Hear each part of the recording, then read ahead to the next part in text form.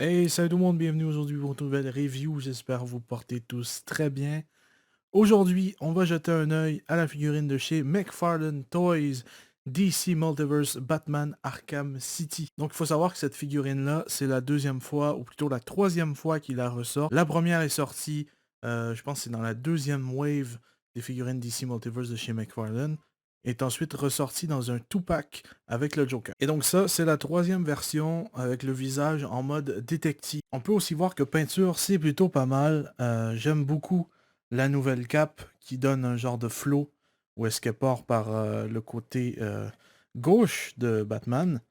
Et j'aime vraiment cette cape-là, une cape assez molle, donc si elle est dans le chemin pour vous, vous pouvez tout simplement la déplacer. Sinon, niveau peinture, on est plutôt pas mal du tout. Vraiment très proche de ce qu'il y a dans le jeu. Je vois aucune erreur. Souvent, McFarlane peut faire des erreurs pour tout ce qui est du sculpt, mais je pense que c'est vraiment accurate au jeu. Donc là, vous pouvez voir au niveau du visage, c'est super clean et c'est 100 fois mieux que la première version. La première version qui avait les yeux complètement qui louchaient de fou. Et vraiment, le sculpt était vraiment dégueulasse de la première version. Mais là, vous pouvez voir qu'il est super stylé, est exactement comme dans le jeu. Et d'ailleurs, comme j'ai déjà dit, ça c'est la version où est-ce qu'il est en mode détective, où est-ce qu'il est en train de regarder pour avoir des preuves ou quoi que ce soit. C'est pour ça qu'il a les yeux blancs. Mais de toute manière, pour moi, Batman, ce serait le fun dans les films si ils vont avec une version qui a les yeux blancs aussi. Ça ferait plus de sens aussi. Mais vraiment, c'est ma version préférée. J'aime beaucoup ce head sculpt.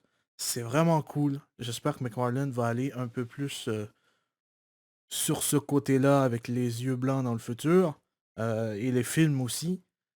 Aussi, je trouve que McFarlane ces temps-ci s'est vraiment amélioré au niveau des sculpts de la tête comparé aux premières versions. Sinon, le seul accessoire qui vient avec, mis à part le stand, c'est le bat-grappin avec la bat-griffe. Ils sont plutôt cool. Aucune peinture a été dessus. Encore là, je pense pas que ce soit vraiment accurate au jeu, mais c'est pas très grave, c'est un petit accessoire en plus.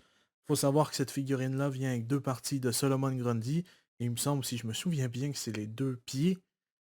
Et donc voilà, c'est tout pour les accessoires. Et bon, le moment que certains d'entre vous attendaient, les articulations. Et c'est là que ça va devenir un peu décevant. Donc déjà, commençons par les jambes, les genoux, articulation double. D'ailleurs, je vous invite à utiliser soit un séchoir à cheveux ou de l'eau chaude, limite bouillante, pour vos figurines parce que j'ai essayé de la bouger la première fois que je l'ai sortie et puis elle bougeait tout simplement pas. Donc articulation double.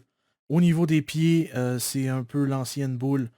Euh, aura les chevilles, donc c'est assez compliqué pour que ça tienne debout. Et ça, je vais vous en parler après.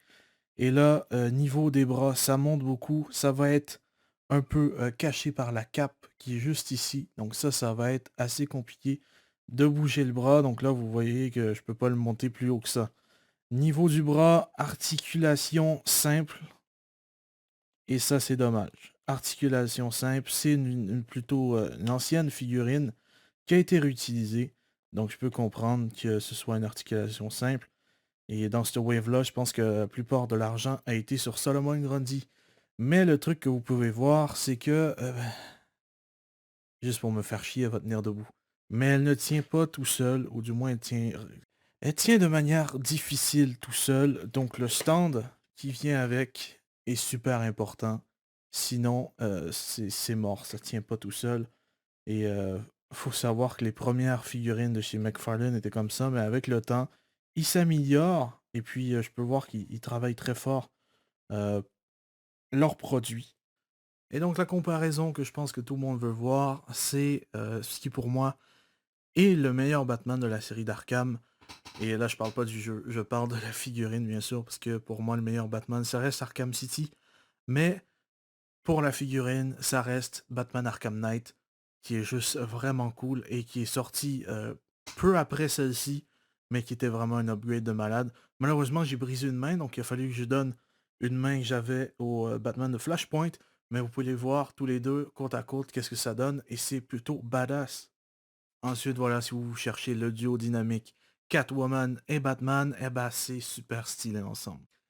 Et donc voilà, c'est tout pour cette review. J'espère que vous aura plu. J'espère que dans le futur, McFarlane va sortir d'autres vidéos de la série jeux d'Arkham. Je sais qu'ils ont sorti des figurines de Gotham Knights, mais j'ai été beaucoup déçu par le jeu Gotham Knights. Donc je les ai jamais achetés, et puis ils ne m'intéressent pas du tout. Le design est assez bof. Mais j'ai un grand faible pour la série Arkham. Et donc, tout ce qui est Arkham, je pense les acheter. Est-ce que je vais faire le full set? Ça va être super compliqué parce que le premier Deathstroke qui est sorti vaut maintenant 168 $. Donc, c'est assez compliqué à avoir.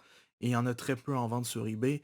Donc, si vous en avez un et vous voulez le vendre à un prix raisonnable, n'hésitez pas à me contacter en commentaire. Je vous répondrai. Et ben sinon, on va se retrouver très bientôt pour d'autres reviews de la série Arkham parce que j'ai fini Solomon Grundy. Donc probablement qu'une des prochaines reviews sera soit Scarecrow, l'homme épouvantail, ou Ra's al Ghul. Donc voilà, j'espère que cette vidéo vous aura plu. On se retrouve très bientôt pour de prochaines vidéos. Je vous dis à la prochaine, portez-vous bien tout le monde. Peace!